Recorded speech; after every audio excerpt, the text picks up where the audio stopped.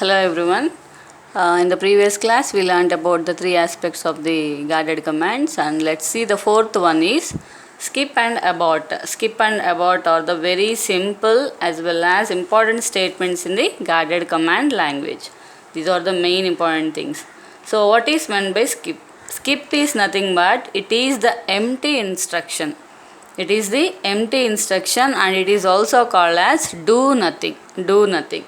And abort is a undefined instruction. Abort is a undefined instruction and it is also called as do anything. Do anything. And so for example here we have a guarded command syntax, that is G implies yes. G implies yes is the syntax of the guarded command.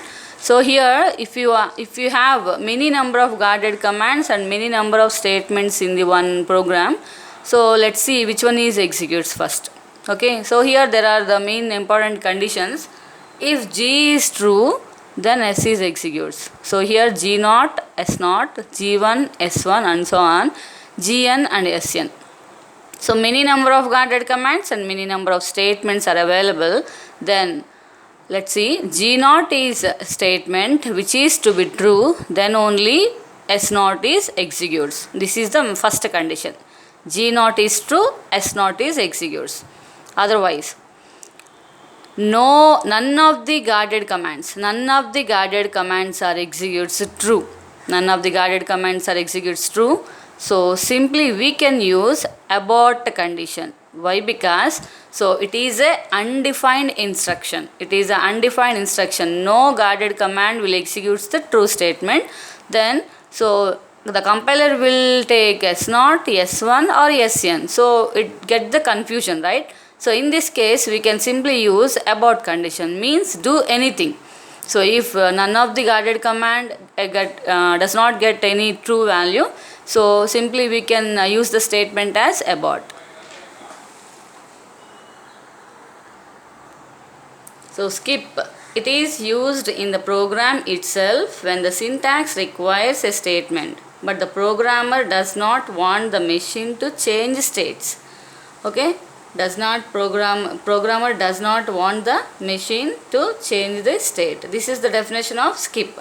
And abort is nothing but it is used to describe the program when formulating a proof, in which case the proof usually fails.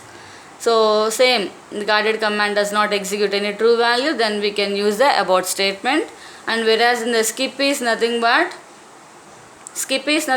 do nothing. Do nothing. So so these are the two definitions in the important concepts in the guarded commands. So all these topics are already discussed in the previous in the classroom. Next, the fifth aspect of the guarded command is concatenation. Concatenation, the symbol is semicolon. So why we are using concatenation is to combine one or more strings together. To combine the one or more strings. So in Java language we have suppose for example hello is one string, world is another string. But in the Java language the concatenation operator is plus. So in the input we are using hello plus world, then using concatenation symbol the output will be hello world. It will come clubbed, the two words are clubbed together. And the similar way in the PPL means principles of programming language, just like our guarded command language. In this we are using to combine one or more strings, we are using the symbol as semicolon. Semicolon. Same example, see this. String 1 is hello and string 2 is world, and in between these two we can use the semicolon and we get the output as hello world.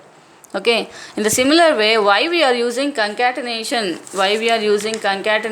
is, and it is used to provide the dynamic audio feedback to user, because in the playgrounds at the same time two actions are performed. One is the score is displaying as well as time is also displaying.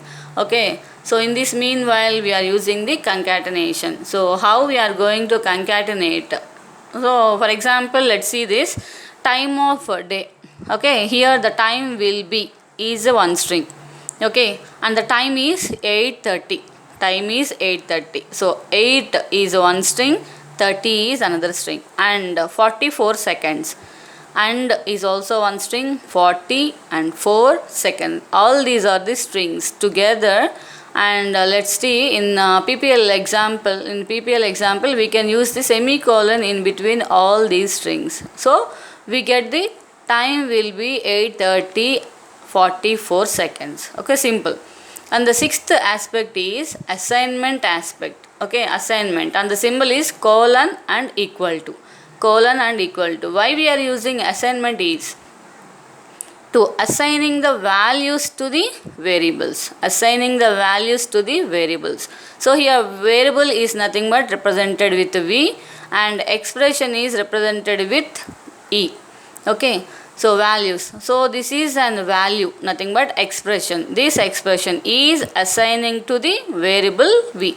Okay, if a program contains one or more variables and one or more expressions, at the same time we can assign using one equal to semicolon equal to symbol, we can assign many number of expressions to the many number of variables. Example, v1 comma v2 comma v3 comma and so on vn, semicolon colon equal to e1 comma e2 comma e3 and so on en. So many number of expressions, and all the expressions will be assigning. At the same time we are all assigning number of expression to the number of variables. Okay, using one simple colon and equal to operator.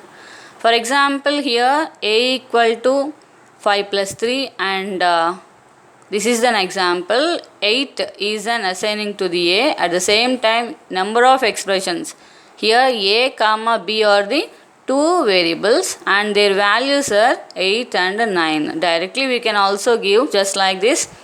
Instead of this we can use 5 and 9 also. Okay, so at a time two or more variables or two or more values are assigning to the variables.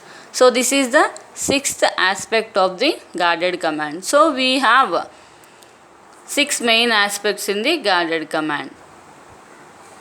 So the full description about the guarded command, and this is the first topic of the 5th unit in the LFCS. These are the 6 aspects. Okay, in the previous video and this video all together, this is the first topic of the LFCS.